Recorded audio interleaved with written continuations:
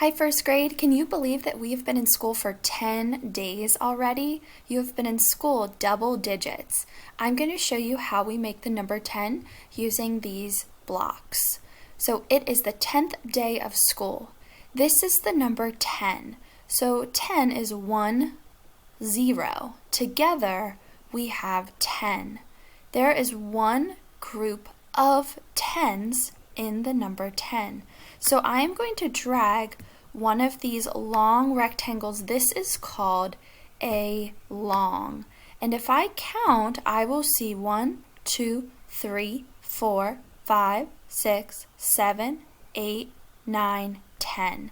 So I have 1 10 or 1 long. Now I'm going to go to the ones place and it shows 0.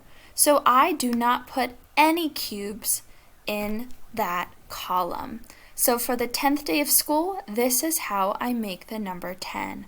One group of 10 or 1 long.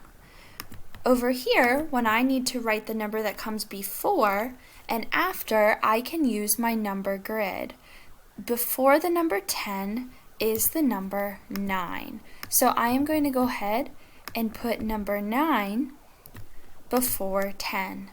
When I check my number grid, what comes after the number 10? 9, 10, 11. So I am going to go ahead and put the number 11, and you can draw it or you can type it.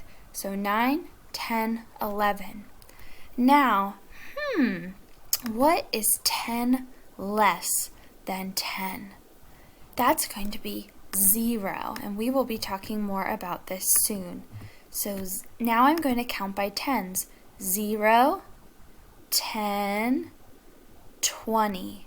I'm going to go ahead and put 20 below the number 10. So when I go up and down, it is 10 less and 10 more, just like on my number grid. And when I go left and right, it is 1 less, or what number comes before, and 1 more, what number comes after. We will be practicing this in math class soon.